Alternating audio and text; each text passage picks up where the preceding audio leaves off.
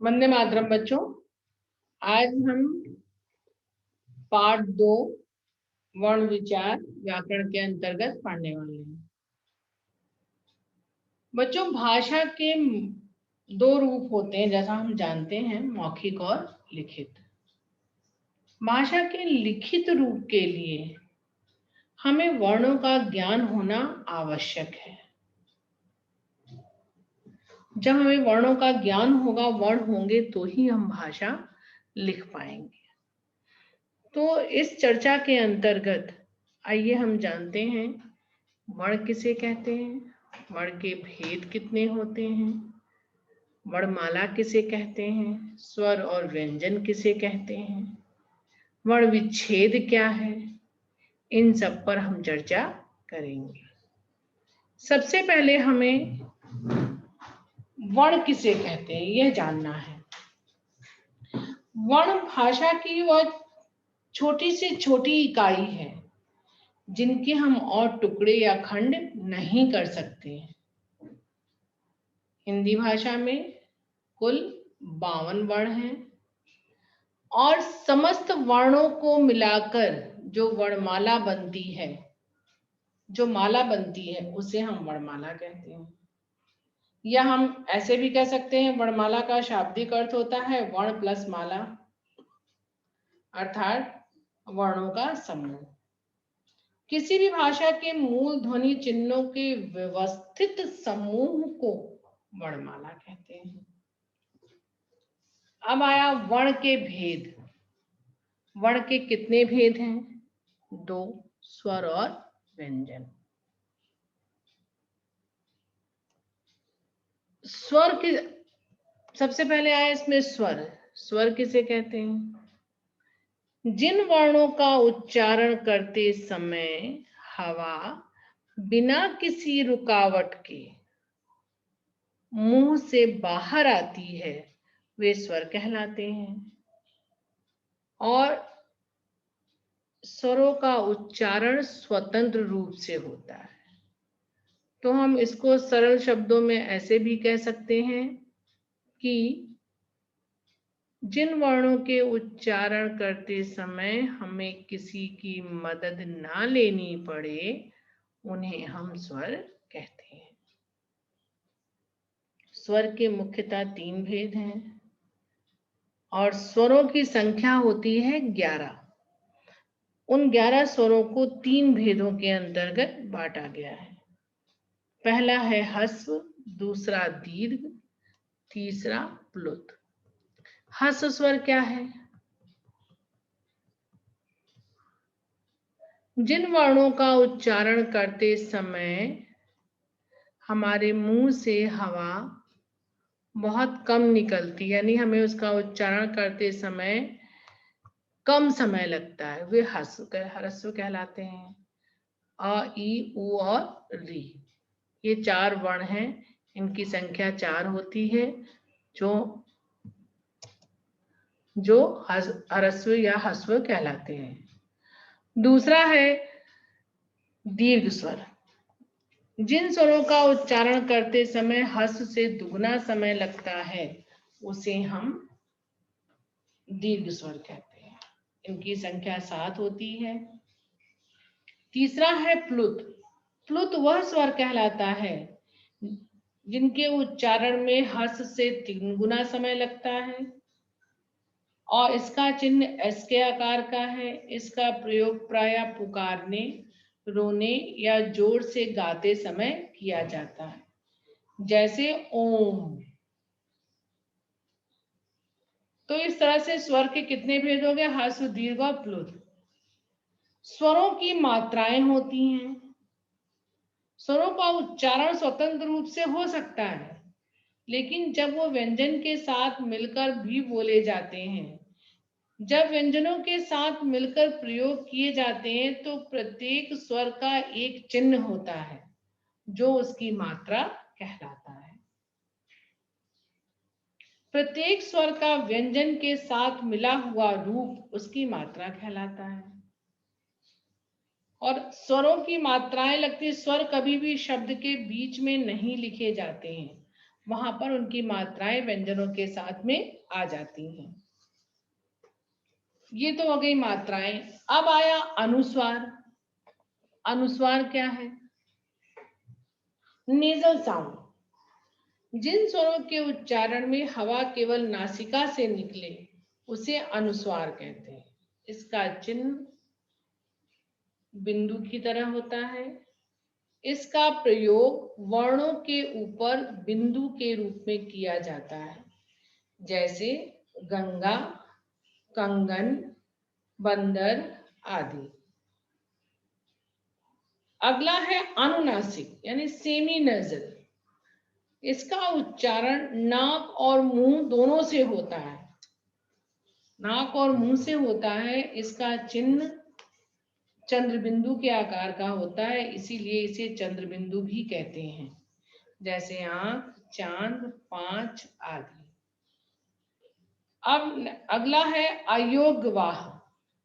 अंगा और आहा ऐसी ध्वनियां हैं जिन्हें हम अयोगवाह कहते हैं, जिसका अर्थ है जो योग ना होने पर भी साथ रहे।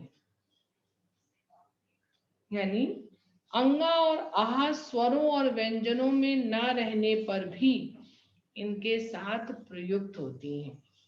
ना स्वर है ना व्यंजन है, लेकिन प्रयोग दोनों के साथ में ही होती हैं, इसलिए उन्हें अयोगवाह कहा जाता है। फिर नेक्स्ट है विसर्ग। इसका उच्चारण ह के समान होता है। इसे व्यंजनों के आगे लगाया जाता है। इसका चिन्ह 2 डॉट होते हैं, 2 बिंदु होती हैं, जैसे प्रातः, प्रायः आदि। अब है आगत ध्वनियां। यह अंग्रेजी से हिंदी भाषा में आ गया है। हमारी भाषा का जो भंडार है, भाषा का जो विस्तार है, उसमें क्या है, शब्द भंडार में कई भाषाओं के शब्द मिले हुए हैं। संस्कृत के हैं, तत्सम है, तद्भव है, फिर विदेशज है, विदेशज हैं। तो जो विदेशी भाषाओं से अंग्रेजी के शब्द जो आए हैं, उनके ऊपर जो ध्वनि लगती, जो चिन्ह लगता है, उन्हें हम आगत कहते हैं। और इसका चिन्ह होता है आर्क की तरह, चंद्रबिंदु की तरह, लेकिन उसमें बिंदु नहीं होती है, सिर्फ चांद की तरह कर्व होता है, आर्क होता है। ये अंग्रेजी के शब्दों में लगता है, जैसे है डॉक्टर, कॉफी, टॉफी आदि। अब आया हलंत। इसका प्रयोग व्यंजन के नीचे किया जाता है। जिस व्यंजन में स्वर नहीं मिला होता वहां हलंत का चिन्ह लगाकर उससे यह स्पष्ट किया जाता है कि इसमें से स्वर निकाल लिया गया है। यह दर्शाता है कि यह व्यंजन बिना स्वर के है, स्वर रहित है, जैसे विद्यार्थी। ये हमारा पूरा था स्वर का एक्सप्लेनेशन, स्वर का विवरण।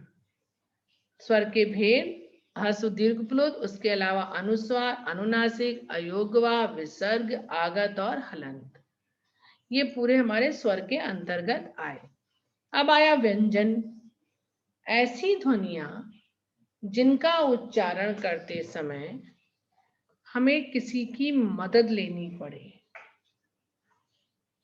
हमें किसी की सहायता लेनी पड़े, उसे हम व्यंजन कहते हैं। ये वे ध्वनियां हैं जो स्वतंत्र रूप से लिखना तो संभव है, लिख तो हम सकते हैं, लेकिन उच्चारण करने के लिए हमें स्वरों की मदद लेनी पड़ती है। व्यंजन माला के अंतर्गत जो व्यंजन के भेद हैं, पूरी व्यंजन की जो माला समूह है, उसको हम 3 भागों में विभाजित कर सकते हैं, स्पर्श, अंतस्थ और ओष्म। मूल रूप से ये 33 होते हैं, स्पर्श, अंतस्थ और ऊष्म मिला के। लेकिन अगर इसमें संयुक्त व्यंजन तथा और अन्य जो है मिला देते हैं तो 39 हो जाते हैं। मुख्य रूप से 3 भेद हैं, स्पर्श, अंतस्थ। सबसे पहले आया स्पर्श। स्पर्श व्यंजन क्या है? वे व्यंजन जिनका उच्चारण करते समय वायु मुंह के किसी न किसी भाग को, चाहे वो ओठ हो, चाहे वो कंठ हो, चाहे जीभ हो, को स्पर्श करती हुई बाहर निकलती है, उन्हें हम स्पर्श व्यंजन कहते हैं। यानी हम जब बोलेंगे तो हमारा जो हवा निकलेगी वो मुंह के किसी न किसी भाग को स्पर्श करेगी।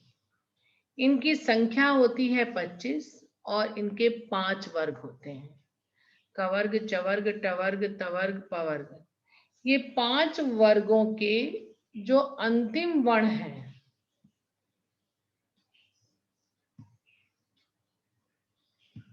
पांच वर्गों का जो अंतिम वर्ण है, क ख ग घ अंगा, च छ ज झ इया तो इया, ट ठ ड ढ अणा तो णा, त थ द ध न तो न, प फ ब भ म यानी म। तो ये 5 के 5 हैं जो अंतिम हैं, ये कहलाते हैं पंचम वर्ण। कौन कौन से हैं वो? अंगा, इया, ढ़, न और म। स्पर्श व्यंजन के 5 वर्ग हुए और पांचों वर्ग का अंतिम वर्ण मिला के कहलाता है पंचम वर्ण। हर वर्ग का उच्चारण स्थान भी अलग अलग है। कवर्ग का उच्चारण स्थान है कंठ, चवर्ग का उच्चारण स्थान है तालु, टवर्ग का है मूर्धा, तवर्ग का है दंत और पवर्ग का है ओठ। यानी स्पर्श व्यंजन के जो 5 वर्ग हैं, पांचों वर्गों के जो वर्ण हैं, उनका उच्चारण स्थान भी अलग अलग है।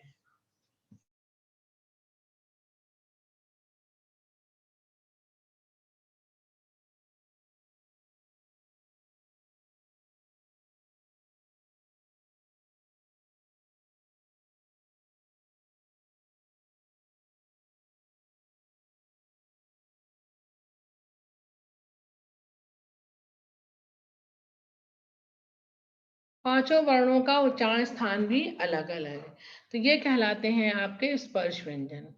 अब आया अंतस्थ। अंतस्थ व्यंजन क्या है? वे वर्ग जिनका उच्चारण स्वरों और व्यंजनों के बीच में होता है, उन्हें अंतस्थ कहते हैं। यानी जिन वर्णों का उच्चारण करते समय जीभ मुंह के किसी भी भाग को पूरी तरह स्पर्श नहीं करती है, छूती नहीं है, उसे हम अंतस्थ कहते हैं। 4 हैं, य, र, ल और व। फिर आया ऊष्म। जिन वर्णों के उच्चारण के समय मुंह द्वारा वायु तीव्र गति से रगड़ खाने की वजह से गर्म होकर बाहर निकलती है, उन्हें ऊष्म व्यंजन कहते हैं। इनकी संख्या 4 होती है, श, श, स और ह। इन्हें हम संघर्षी भी कह सकते हैं। अब आया संयुक्त व्यंजन। संयुक्त व्यंजन क्या है? वे वर्ण जो 2 अक्षर से मिलकर बने हैं, उन्हें हम संयुक्त व्यंजन कहते हैं। जैसे छ, त्र, ज्ञ और श। अब छ बना है क और श से, त्र बना है त और र से, ज्ञ बना है ज और य से, श बना है श और र से। तो ये व्यंजन जो है वो संयुक्त व्यंजन कहलाते हैं, जो कि 2 व्यंजनों के आपस में मिलने से बने हैं। फिर है एक और व्यंजन का वर्गीकरण है, वो है द्वित व्यंजन। एक ही वर्ण का 2 बार मिलना द्वित व्यंजन कहलाता है। जैसे दोनों की शक्लें एक ही जैसी होंगी, आधा न और पूरा न मिला के वर्ण बनाओगे तो बन जाएगा गन्ना।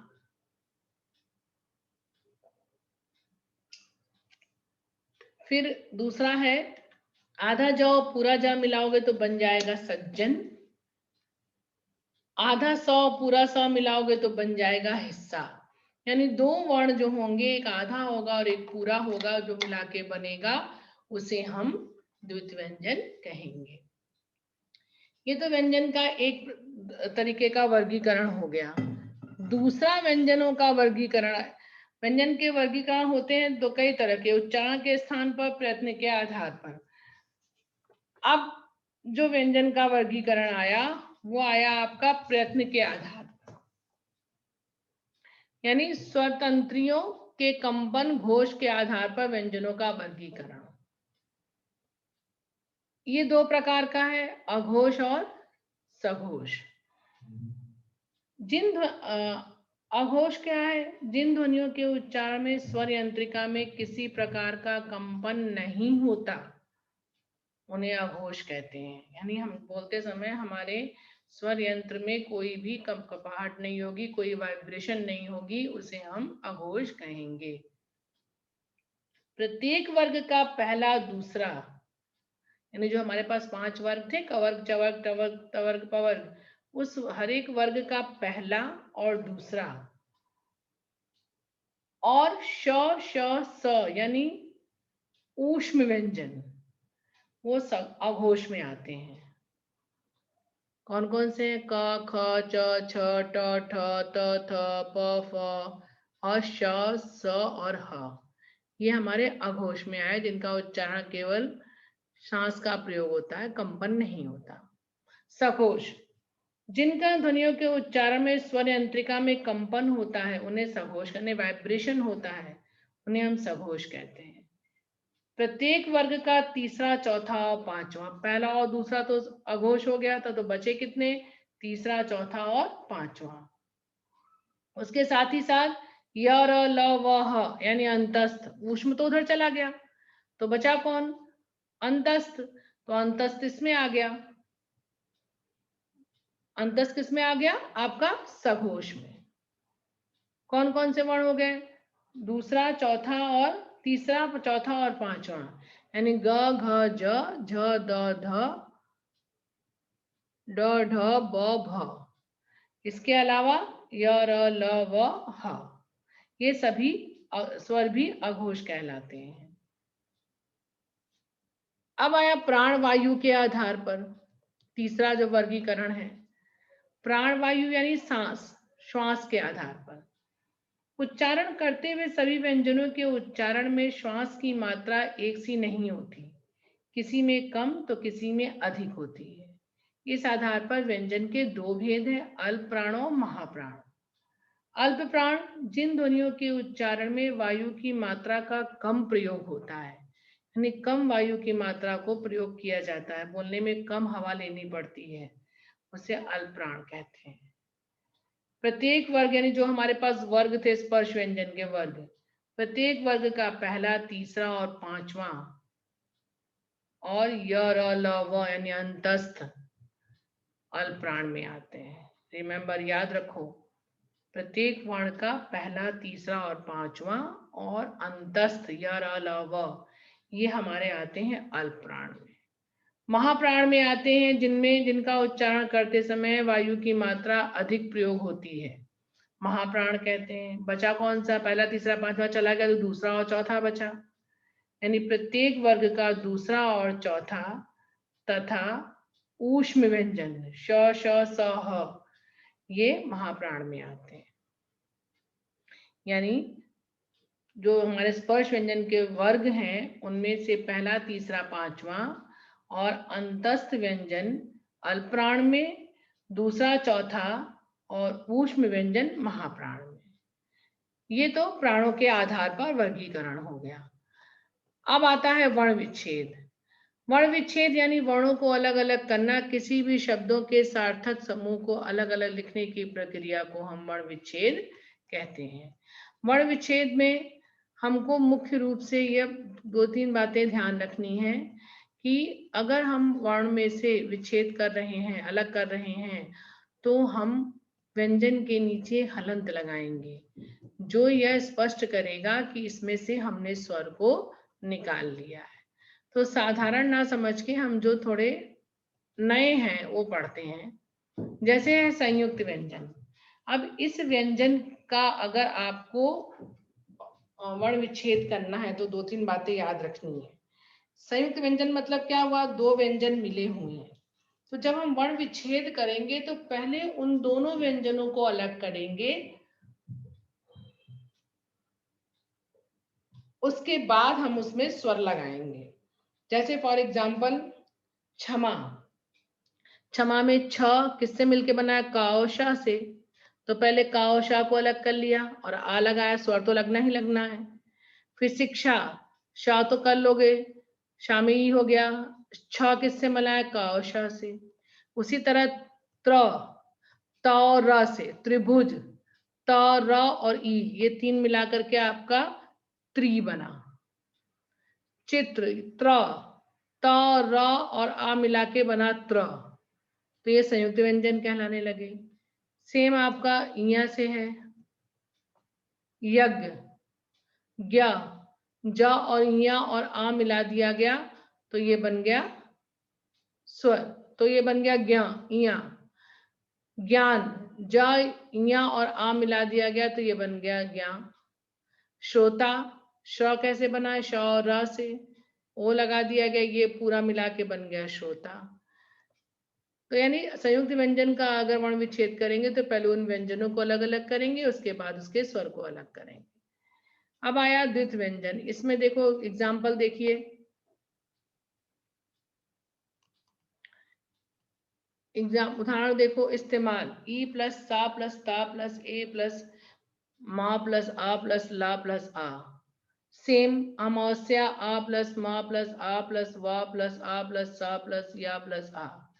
यहाँ आप देख सकते हो कि इस्तेमाल में सा प्लस ता है, यानी इसके बीच में स्वर यहाँ पर नहीं है, यहाँ पर स्वर नहीं है। क्यों नहीं है, क्योंकि स जो है यहाँ पर आधा प्रयुक्त हुआ है, पहले से ही स्वर निकाल दिया गया है, इसलिए यहाँ पर आ स्वर नहीं लिखा गया है। दूसरा उसी तरह का है, यहाँ पर स और य दो व्यंजन एक साथ में है, लेकिन इसमें स्वर सा के बाद नहीं है। सेम अवस्था है कि यहाँ पर भी स आधा है, स में से स्वर पहले ही निकाल दिया गया है। तो ये द्वित व्यंजन कहलाएंगे, जहां पर अगर आधा आएगा तो वर्ण विच्छेद करते समय उसके साथ में आ आप नहीं लिखेंगे। फिर आया अनुस्वार। अनुस्वार में देखिए जिन एग्जाम्पल देखो, संबंध, सा प्लस आ, मा प्लस ब, न, ध, अ। जिन वर्ण में अनुस्वार लगा हो उसे अनुस्वार की जगह उस वर्ण के आगे के वर्ण के आगे का पंचम वर्ण प्रयोग में लाया जाता है। जिसमें लगा है उस वर्ग का जो पंचम वर्ण है। अब सा लगा है ना, संबंध, तो यहाँ पर मा आ गया। फिर बंद, बा क्या पंचम वर्ण क्या है, त थ द ध न, प फ ब भ म, तो न आ गया, पंचम वर्ण है, यहाँ पे आ गया। अंगा का प्रयोग भी अनुस्वार के स्थान पर किया जाता है, दोनों ही प्रयोग कर सकते हैं हम, अंगा का भी कर सकते हैं और पंचम वर्ण का भी कर सकते हैं। जैसे कंपन, क दंग अंग प्लस पा प्लस आ प्लस ना प्लस आ, दोनों ही रूपों से हम इसको कर सकते हैं। अनुनासिक सबसे सरल है कि चंद्र बिंदु लगी हुई है तो चंद्र बिंदु वैसे का वैसे ही हमें स्वर के ऊपर लगा देना है। उदाहरण देख लो, सांप, स हमने अलग किया, आ की मात्रा लगाई, बड़ा आ लिखा, लेकिन ऊपर चंद्र बिंदु है तो चंद्र बिंदु लगा दिया। दूसरा भी उसी तरह है, चांदनी, च लिखा हमने, आ की मात्रा लगाई, ऊपर चंद्र बिंदु लगा दिया, चांदनी बन गया। अब है आखिरी है रा के विभिन्न रूप, यानी यहाँ आपको रा के 4 प्रकार दिखाए गए हैं। क्रम, का में जो रा है वो उसके पैर में यानी नीचे की तरफ है। कर्म, कर्म में जो रा है वो माँ के ऊपर यानी मस्तक पर है। गुरु, गुरु में रा जो है वो लघु ऊ यानी छोटा ऊ होने के कारण रू को इस तरह लिखा जाता है।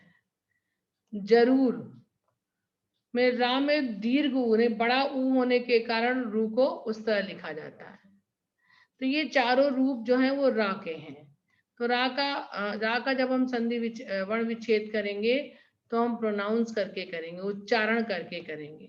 जैसे क्रम है तो क्रम, पहले क आएगा फिर रा आएगा। कर्म, कर्म, क र म, पहले रा प्रोनाउंस हो रहा है फिर मा प्रोनाउंस हो, तो पहले रा आएगा फिर मा आएगा। तो इसको आप उच्चारण के आधार पर, इसके विभिन्न रूपों के आधार पर इसका वर्ण विच्छेद कर सकते हैं। तो ये इस तरह से ये था आपका पार्ट 2 वर्ण विचार का पूरा विवरण, पूरा एक्सप्लेनेशन, जिसे आप सुने, समझे